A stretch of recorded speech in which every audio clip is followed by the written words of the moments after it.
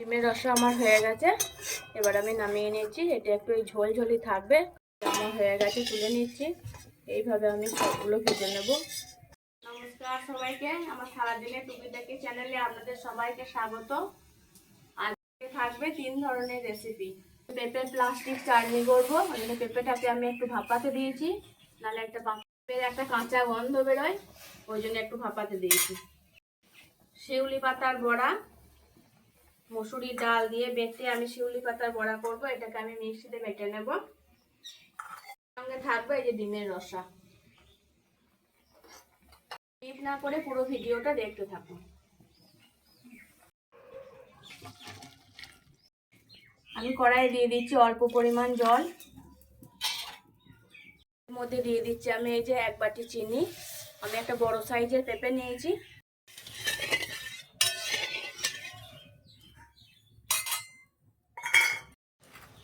চিনি গলে গেছে, এবার আমি দিয়ে দিচ্ছি এর মধ্যে পেঁপে।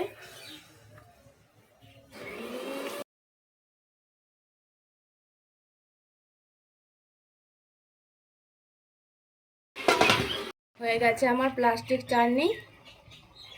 মধ্যে দিয়ে দিচ্ছি আমি লেবুর রস। আমি একটা লেবু নিয়ে নিয়েছি।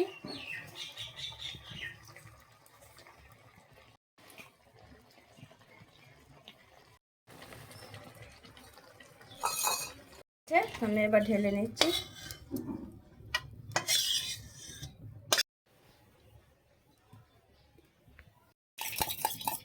এইভাবে আমি একে একে ডিম কটা সব ভেজে নেব।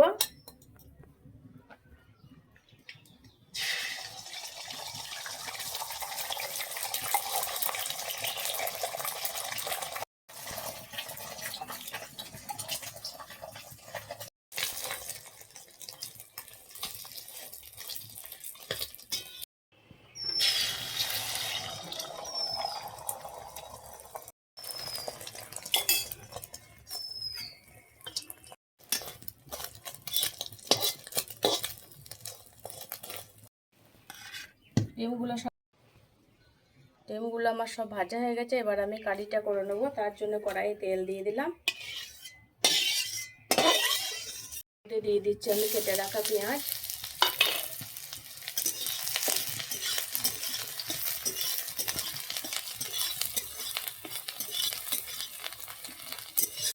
আদা রসুনটা ভেজে নিচ্ছি। আদা রসুন শুকনো লঙ্কা,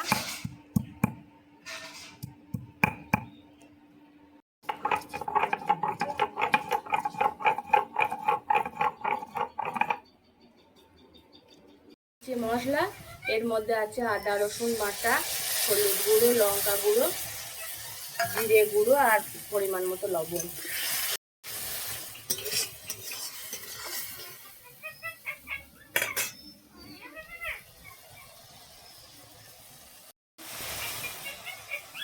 কারিটা হওয়ার জন্য এই মশলাটা আমার ততক্ষণ একটু ভাজা হোক, ততক্ষণে আমি এটা একটু ফেটিয়ে নেবো। এই পেঁপের কারি হওয়ার জন্য আমি ঝোলটা ফুটতে দিয়েছি। ওটা ফুটতে ফুটতে আমি এই ভালো করে ফেটিয়ে নিলে খেতে খুব ভালো হবে আর খুব নরম হবে বড়াটা। আমি দিয়ে দিলাম অল্প চিনি, পরিমাণ মতো লবণ। এবার আমি এই পেস্টটাকে খুব ভালো করে ফেটিয়ে নেব।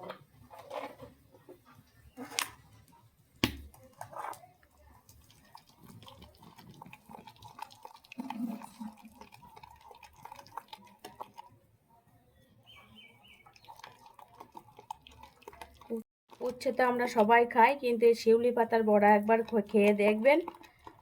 খেতে তেতো লাগবে, কিন্তু ভালো, গরম ভাতের সঙ্গে ভালো লাগে খেতে।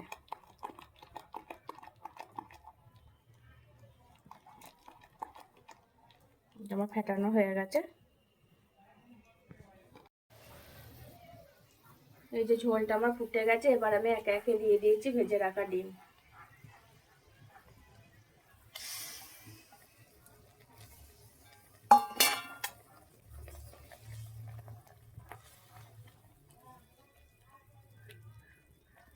ডিমের রসা আমার হয়ে গেছে, এবার আমি নামিয়ে নিয়েছি। এটা একটু এই ঝোল ঝোলই থাকবে, কারণ বড়াই রসটা টেনে নেবে।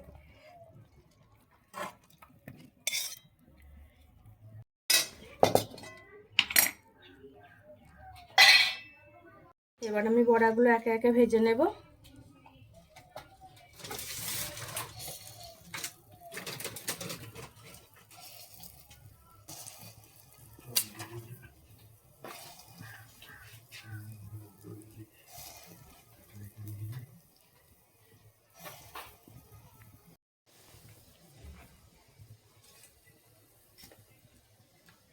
আমার হয়ে গেছে, তুলে নিচ্ছি। এইভাবে আমি সবগুলো ভেজে নেব।